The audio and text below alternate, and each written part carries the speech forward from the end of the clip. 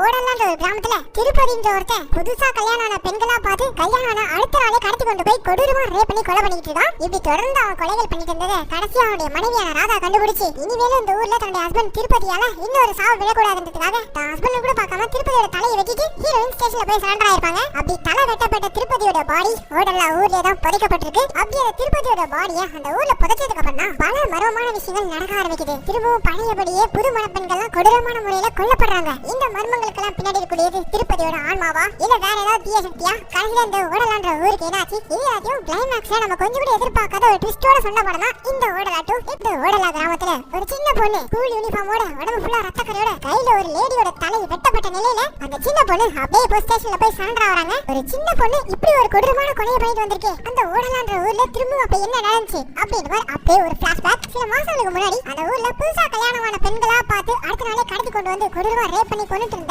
அந்த திருப்பதின்றவனை அவனுடைய மனைவி ராதாவே தலையை வெட்டி துண்டிச்சு அவனை கொண்டுட்டு ஜெயிலுக்கு போயிருப்பாங்கல்ல. அங்கிருந்து இப்ப அப்படியே கதை கண்டினியூ ஆகுது. திருப்பதி செத்துட்டான். இதுக்கப்புறம் நம்ம ஊர்ல பெண்களுக்கெல்லாம் எந்த ஒரு பயம் இல்லாம கல்யாணம் பண்ணி வைக்கலாம். ஏன்னா அவன் செத்துருந்தாலும் அவனுடைய மனைவி கையாலே தலை துண்டிக்கப்பட்டு கொடூரமான முறையில் இறந்திருக்கான். அவனுடைய ஆன்மா அவ்வளவு சீக்கிரம் அமைதி அடையாது. அதனால அவனுக்கு ஒரு வித்தியாசமான முறையில அடக்கம் பண்ணணும்னு அந்த ஊருக்காரங்க சாமியார் எல்லாம் பேசி முடிவு பண்றாங்க. கடைசியா அந்த ஊருடைய சுடுகாட்டுல வச்சு திருப்பதியோட பாடியை கொண்டு வந்ததுக்கு அப்புறம் நம்ம ஊர்ல பொதுவா யாராவது செத்துட்டாங்கன்னா ஒண்ணு புதைப்பாங்க இல்லனா எரிப்பாங்க. புதைக்கிற மாதிரி இருந்துச்சுன்னா நல்ல 6 அடியில குழி தோண்டி படுக்க போட்டு தானே புதைப்பாங்க.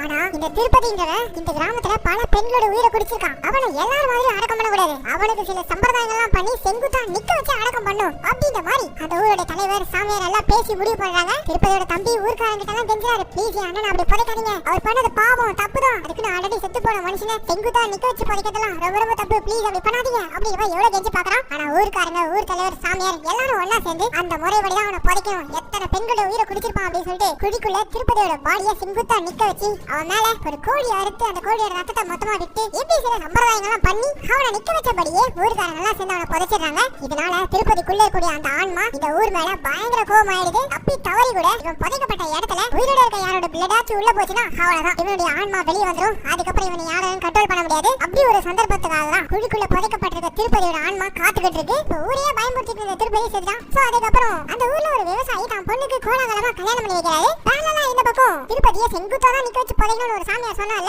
அவர் நைட் அந்த ஊரோட யங்ஸ்டர்ஸ் கூட எல்லாம் அப்படியே ஒன்னா சேர்ந்து சரக்கு அடிச்சுட்டு இன்னைக்கு நடந்த அந்த விவசாயி பொண்ணுடைய கல்யாணத்தை பத்தி எல்லாம் பேசிட்டு அப்படியே ஃபுல் மப்ல அங்க இருந்து கிளம்பி போகும்போது போற வழியில இவருக்கு சூச்சு வந்துடுது. அப்படியே மப்ளே நேரா இப்போ திருப்பதி இவங்க செங்குத்தா நிக்க வச்சு புதைச்சிருக்காங்களே அந்த கல்லறைக்கு மேல போயிட்டு இந்த சாமியார் சூச்சு போயின்னு இருக்காரு. இப்ப தெரியாம இவருடைய கால்ல முள்ளு குத்திக்கிட்டு இந்த முள்ள பிடுங்கும் போது கால்ல அந்த ரத்தம் அப்படியே தெரிச்சு திருப்பதி ஒரு இடத்துல புதைச்சிருக்காங்களே அதுக்குள்ள அந்த பிளட் அப்படியே சாவலாய் உள்ளுக்குள்ள போகுது. அப்படி உள்ள போன அந்த பிளட் அது வழியா திருப்பதி ஆன்மா திரும்ப வெளியே வந்து இந்த சாமியாரை பிடிச்சிக்குது. எஸ், இந்த சாமியாரோட உடம்புக்குள்ள இப்ப திருப்பதி புகுந்துட்டான். திருப்பதி பேய் புகுந்து இருக்க இந்த சாமியார் நேரா இன்னைக்கு ஒரு பொண்ணு கல்யாணம் ஆச்சுல அந்த வீட்டுக்கு தாங்க போயிருக்கான். உள்ள போனதும் முதல்ல அந்த பொண்ணுடைய புருஷனை அடிச்சு தாக்கிட்டு இந்த புதுமண பெண்ணை கொடூரமா தாக்கி தலைமுடிய பிச்சு எடுத்து ஆனா கொடூரமா அதே இடத்துல வச்சு வேட்டையாடிறான். கடைசியா அந்த பொண்ணையும் கொண்டுறான். கற்பனா அடுத்த நாள் காலையில அந்த ஊரை சேர்ந்த போலீஸ்காரங்க எல்லாம் சம்பவம் நடந்த இடத்துக்கு வந்து பாக்குறாங்க. சாமியாருக்கு நைட் என்ன நடந்துச்சுன்னு அவருக்கு சுத்தம் ஒண்ணும் புரியல. அவருடைய உடம்புக்குள்ள இருந்தா திருப்பதி எல்லா வேலையும் பண்ணிட்டு போயிடா போல. இப்ப இந்த புது பொண்ணுடைய சாவு காரணம் இந்த சாமியார் தான் சொல்லிட்டு அவரை தூக்கிட்டு போயிட்டு ஸ்டேஷன்ல வச்சு உரி உரிக்கிறாங்க. நைட் எனக்கு என்ன நடந்துச்சுன்னே தெரியல, நான் எப்படி அவங்க வீட்டுக்கு போறேன்னே தெரியல, தயவு செஞ்சு என்ன விட்டுருன்ற மாதிரி அந்த சாமியாரும் எவ்வளவு கெஞ்சி பாக்குறாரு. ஆனா போலீஸ் விடுற மாதிரி தெரியல. இப்படி ஒரு பக்கம் அந்த புது பொண்ணுடைய சாவு காரணம் சாமியார் தான் மாதிரி ஊர்க்காரங்க நம்பிடுறாங்க. கற்பனா அதே ஊர்ல பேய் ஓட்டக்கூடிய ஒரு பாய் இருக்காரு. அவர்கிட்ட ஒரு அப்பா அம்மா தான் சின்ன பொண்ணை கூட்டு வந்து கொஞ்ச நாளாவே இருக்கு உடம்பு சரியில்லை, காத்துக்கு அடிச்சிச்சு போல, அதெல்லாம் மந்திரிச்சிட்டு போறதுக்காக இந்த பாய் கிட்ட கூட்டு வந்துருக்காங்க. அவர் இவங்களுக்கு பரிகாரமா நைட்டு சுடுகாட்டு பக்கம் போயிட்டு ஒரு உயிரோட கோழி சில பிண்டம் இதெல்லாம் வச்சுட்டு படைச்சிட்டு வந்துருங்க, உங்க பொண்ணுக்கு எதுவும் ஆகாது அப்படியே சொல்லி அனுப்பிருப்பார் போல. அன்னைக்கு நைட்டு இந்த பொண்ணுடைய அப்பா அம்மா 2 பேரும் சுடுகாட்டோட எல்லையில போயிட்டு பாய் சொன்னபடி கோழி பிண்டம் அதெல்லாம் வச்சுட்டு வந்துறாங்க. இவங்க படையில வச்சுட்டு வந்த அந்த கோழியை திருப்பதியோட அந்த கொடூர ஆன்மா வெளியே வந்து இந்த கோழியை ஆர்ல வச்சு சாப்பிட்டு இருக்கத அதே வழியா போன அந்த ஊரோட யங்ஸ்டர் பாத்துறாரு. அந்த யங்ஸ்டர் பார்த்து அதிர்ச்சி அங்கிருந்து போக கற்பனா அடுத்த நாளே இந்த யங்ஸ்டர் நேரா பாய் கிட்ட போயிட்டு திருப்பதியோட கல்லறைக்கு வெளியில ஒரு ஆன்மா ஆர்ல அந்த சிக்கன் சாப்பிட்டதை பார்த்துட்டு வந்து சொல்லிட்டு இருக்கான் போல. அவ்வளவுதான், அதை கேள்விப்பட்டதும் பாயும் ஷாக் ஆகுறாரு. இந்த திருப்பதியோட பாடியை செங்குத்தா நிக்க வச்சு புதைச்சதான் பெரிய தப்பா போச்சு. அவன் இந்த மொத்த ஓடலா ஊர் மேலே பயங்கர கோவத்துல இருப்பான். அவனுடைய ஆன்மா வெளியே வந்திருக்குன்னா இனி இந்த ஊருக்கு என்ன நடக்க போதோ அப்படின்ற மாதிரி பாய் ஒரு பக்கம் ஷாக் ஆக கற்பனா இந்த பக்கம் அந்த ஊர்ல பெரிய பணக்கார வீட்டோட பொண்ணுக்கு கல்யாணத்தை அட்டன் பண்ண அந்த ஊரோட தலைவரும் போயிருக்காரு. ஊர் தலைவர் மொய் கம்மியா வச்சிட்டாருன்னு சொல்லிட்டு அந்த இடத்துல ஒரு சின்னதா பிரச்சனை ஏற்படுது. அந்த பிரச்சனையில ஊர் தலைவருக்கும் அங்க இருந்தவங்களுக்கும் சண்டை புத்தி போக ஊர் தலைவரே திட்டி வெளியேறானுங்க. ஏன்னா கடுப்பா போன அந்த ஊர் தலைவர் அன்னைக்கு ராத்திரி போல ஒரு பக்கம் ஃபுல்லா குடிச்சிட்டு நாளைக்கு ஏதாவது அவனுங்களை பண்ணி ஆகணும்னு சொல்லிட்டு ஃபுல் மப்பில தன்னோட டிராக்டர்ல போயிட்டு இருக்கும்போது நடுவில் இவருக்கும் சூச்சு வருது. கரெக்டா அதுவும் எங்க அதே திருப்பதியோட கல்லறை கிட்ட அங்க போயிட்டு ஒரு சூச்சு போயிட்டு இருக்கும்போது தெரியாதனமா அங்க இருந்த முள்ளு மேல கால் பதிச்சதும் இவர் கால்ல இருந்து அந்த முள்ள பிடுங்கும்போது இவருடைய ரத்த துளியும் அப்படியே சதறி உள்ளுக்குள்ள புதஞ்சு கிடக்கிற திருப்பதி மேல தெளிச்சு அவருடைய ஆன்மா திரும்ப வெளியே வந்து ஊர் தலைவருடைய உடம்புக்குள்ளே பூந்துட்டு அடுத்த சீன்ல திருப்பதியோட ஆன்மா பூந்திருக்க இந்த ஊர் தலைவர் நேரா போய் இன்னைக்கு காலையில அந்த ஊர்ல ஒரு பெரிய பணக்கார வீட்டு பொண்ணுக்கு கல்யாணம் ஆச்சுல அந்த பொண்ணை தேடி தான் போயிட்டு இருக்காங்க. அந்த பொண்ணு ஹஸ்பண்டும் ஃபார்ம் ஹவுஸ்ல இருக்கும்போது திருப்பதி ஆன்மா பூந்திருக்க இந்த ஊர் தலைவர் என்ட்ரி கொடுத்து அந்த பொண்ணுடைய ஹஸ்பண்டையும் கொடூரமா தாக்கிட்டு இந்த புதுமான பெண்ணையும் கொடூரமா தாக்கி நாசம் பண்ணி அந்த இரவே அந்த பொண்ணுடைய கதையை முடிச்சிடறான். கற்பனா அடுத்த நாள் இந்த விஷயம் ஊர்காரங்களுக்கெல்லாம் தெரிஞ்சு தொடர்ந்து 2 பெண்கள் கொல்லப்பட்டிருக்காங்க. இதுக்கு காரணமா இருந்த அந்த சாமியார் அந்த ஊர் தலைவர் 2 பேரையும் ஊருக்கு நடுவில் இருக்க மரத்துல கட்டி வச்சு உரிக்கிறாங்க. ஏன் அந்த பாவப்பட்ட பெண்களை அப்படி கொலை பண்ணீங்க அப்படி மாதிரி போட்டு அடிச்சிட்டு இருக்காங்க. ஐயோ நாங்க கொலை பண்ணல அது எப்படி நடந்துச்சுன்னு எங்களுக்கு தெரியல அப்படின்ற மாதிரி அந்த 2 பேரும் எவ்வளவு கேட்கிறாலும் ஊர் மொத்தமும் இப்பதான் திருப்பதின்ற ஒரு அரக்கனை கொண்டோம் அதுக்குள்ள நீங்க 2 பேரும் இப்போ சைக்கோ கில்லரா உருமாறிட்டீங்களா அப்படின்ற மாதிரி அந்த சாமியாரையும் ஊர் தலைவரும் போட்டு உரிச்சிட்டு இருக்க இப்ப அந்த ஊரை சேர்ந்த பாய் இருக்கார்ல அவர் வந்து அந்த 2 பெண்களை கொலை பண்ணது இவங்க 2 பேர் கிடையாது. நீங்க எல்லாரும் சேர்ந்து ஒருத்தனை செங்குத்தா பச்சிங்கல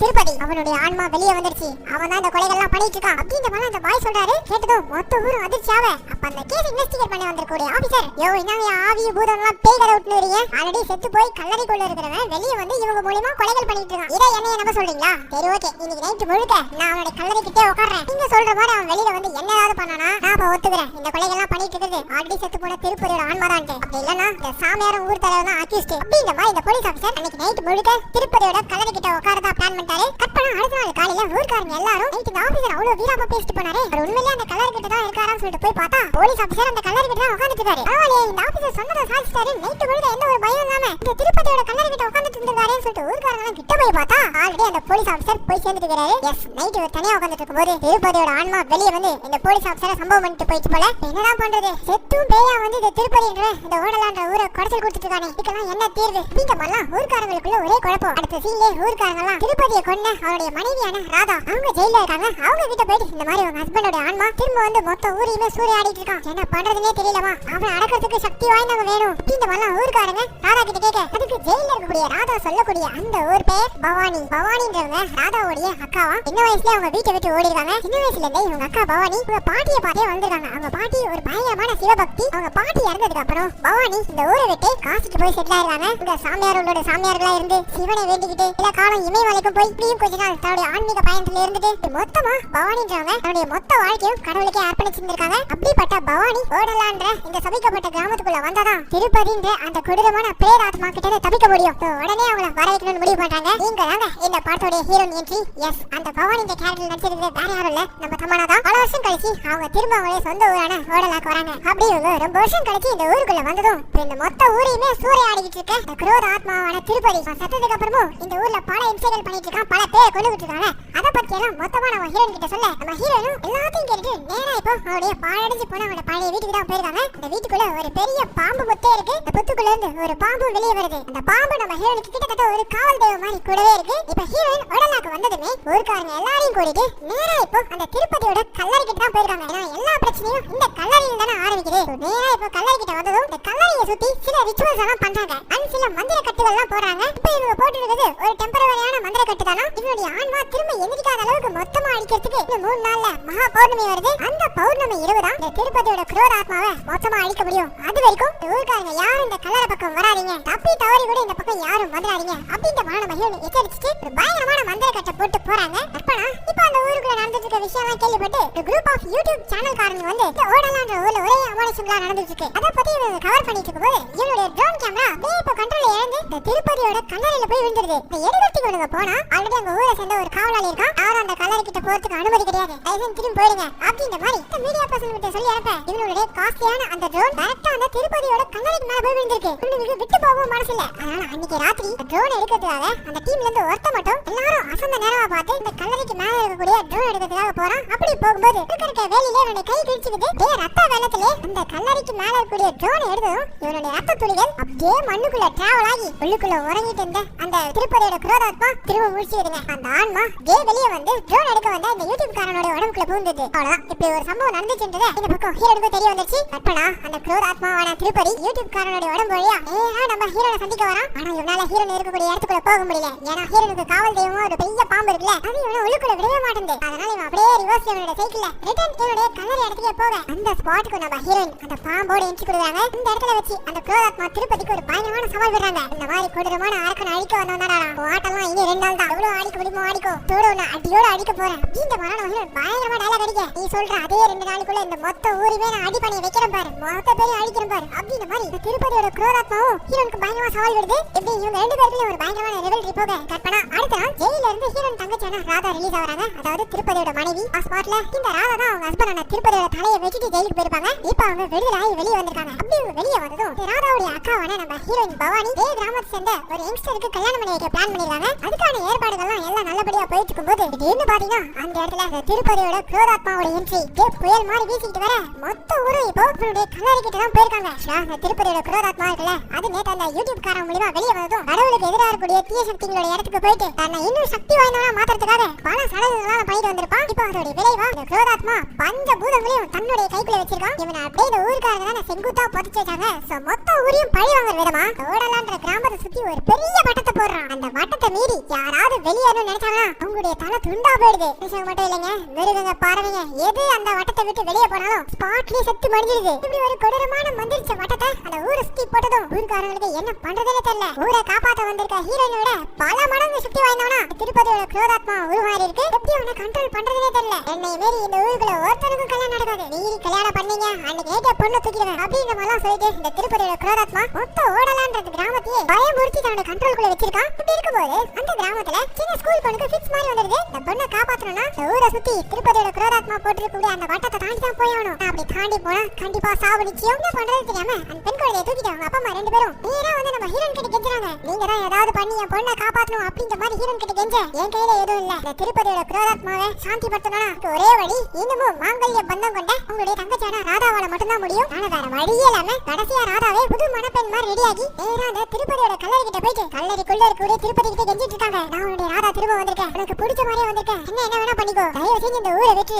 அப்படின்ற மாதிரி ஒரு பக்கம் கெஞ்சிக்கிட்டு இருக்க. சடனா உள்ளுக்குள்ள இருந்த அவனுடைய ஆன்மா அது அப்படியே வெளியே வந்து புயல் மாதிரி சுத்திக்கிட்டு இப்போ ஃபிக்ஸ் வந்து துடிச்சுக்கிட்டு இருக்க அந்த சின்ன பொண்ணுடைய உடம்புக்குள்ள பூந்துருது. அப்படியே அந்த சின்ன பொண்ணுடைய உடம்புக்குள்ள பூந்ததும் அப்புறம் அந்த இடத்துல ஒரு ரம்பத்தை எடுத்துட்டு லாஸ்ட் பார்ட்ல இந்த திருப்பதியோடைய தலையை அவருடைய மனைவியை எப்படி வெட்டி கொன்னாலோ அதை பழித்திக்கிற விதமா இந்த சின்ன பொண்ணுடைய உடம்புக்குள்ள இருக்க திருப்பதியோட குரோதாத்மா ரம்பத்தால அப்படியே பாஞ்சு போய் ராதாவுடைய தலையை ஒரே வெட்டு ராதாவுடைய தலையை வெட்டதுக்கு அப்புறம் அந்த தலையை கையில எடுத்துக்கிட்டு சின்ன பொண்ணுடைய உடம்புக்குள்ள இருக்கக்கூடிய அந்த திருப்பதியோட குரோதாத்மா அந்த தலையோட நேரா இப்ப போலீஸ் ஸ்டேஷன் போயிருக்கு. இதுதான் நம்ம படத்தோட ஓப்பனிங் சீன்ல பாத்திருப்போம். கடைசியா நம்ம ஹீரோனுக்கு அவருடைய தங்கச்சியான ராதாவே இறந்துட்டாங்க. இதுக்கப்புறமாச்சு இந்த திருப்பதியோட குரோதாத்மா அந்த ஊரை விட்டுடுன்னு பார்த்தா அப்பயும் அவன் அந்த ஊரை விடல. இன்னும் எதுக்காக இந்த ஊரோட கண்ட்ரோல்ல வச்சிருக்க, தயவு செஞ்சு இந்த மந்திர வட்டத்தை எடு அப்படின்ற மாதிரி ஹீரோயின் அவங்க கிட்ட வாழாட. கடைசியா நான் செய்ய வேண்டிய பாக்கி ஒண்ணு இருக்கு, அது இந்த மொத்த ஊருக்கு முன்னாடி ஒன்னு அனுபவிக்கிறதா அப்படின்ற மாதிரி இந்த திருப்பதியோட குரோதாத்மா ஹீரோனை பார்த்து சொல்ல, அடுத்த நாள் இந்த பௌர்ணமி இரவு இந்த மொத்த ஊருக்காகவும் நம்ம ஹீரோயின் அந்த திருப்பதி கேட்டது போலவே ஒரு புது மணப்பெண் மாதிரி ரெடி ஆயிட்டு இருக்காங்க. இந்த திருப்பதியோட குரோதாத்மா அந்த ஊரை சேர்ந்த ஒரு யங்ஸ்டரோட உடம்புக்குள்ள பூந்துட்டு நேரா இப்போ ஹீரோனோட இடத்துக்கு வரான். அப்படி ஹீரோன் இடத்துக்கு வந்ததும் உன்னை 4 செவத்துக்குள்ள வச்சு பண்ண போறது கிடையாது, மொத்த ஊரும் பாக்குற மாதிரி தான் உன்னை பண்ண போறன்ற மாதிரி ஹீரோனை தூக்கி வெளியில வீசி அடிக்கிறான். அப்படி வீசி அடிச்சதும் அப்பவும் நம்ம ஹீரோன் கொஞ்சம் கூட அவனை பார்த்து பயப்படாம சிவாய நமஹன்னு சொல்லிட்டே இருக்காங்க.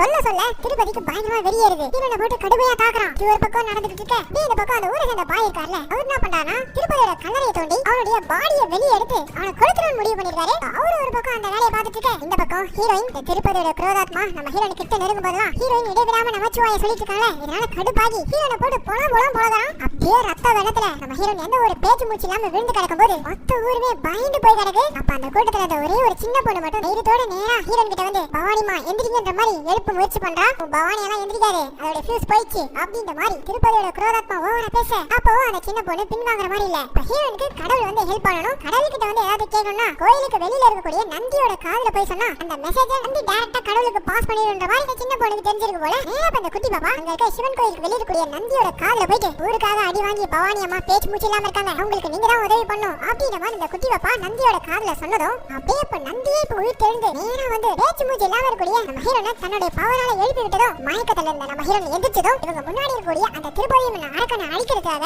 இவங்க வணங்கக்கூடிய சிவபெருமானை அவருடைய சூலாயுதத்தை நம்ம ஹீரோன் கையில கொடுக்க அவ்வளவுதான். அந்த சூலாயுதம் நம்ம ஹீரோன் கைக்கு வந்ததும் மொத்த கடவுள் சக்தியுமே நம்ம ஹீரோனுக்குள்ள புகுந்த மாதிரி இருக்கு. அப்போனன்ட்ல இருக்க அந்த திருப்பதி எனும் குரோதாத்மா ஹீரோனை தாக்கத்துக்காக ஏர்ல பறந்து வர டே டைமிங் நம்ம ஹீரோனும் சூலாயுதத்தோட ஏர்ல பறந்து அப்படியே போயிட்டு அவன ஒரே சொருவு. அவ்வளவுதான். இந்த யங்ஸ்டர் தனியா போய் விழுந்துறான். அவனுக்குள்ள இருந்த அந்த திருப்பதியோட குரோதாத்மா அது மட்டும் அப்படியே தனியா பிரிஞ்சு வந்து தீ மிதிக்கிறதுக்காக வச்சிருக்கக்கூடிய அந்த கங்குல வந்து விழுந்துறான். இப்படி ஒரு பக்கம் அந்த திருப்பதியோட ஆன்மா மொத்தமா நெருப்புல வந்து பொசிக்கிட்டு இருக்க அதே டைம்ல பாய் அவனோட பாடியை வெளியேத்தாங்களே அந்த பாடியை மொத்தமா கொளுத்தி விடுறாங்க.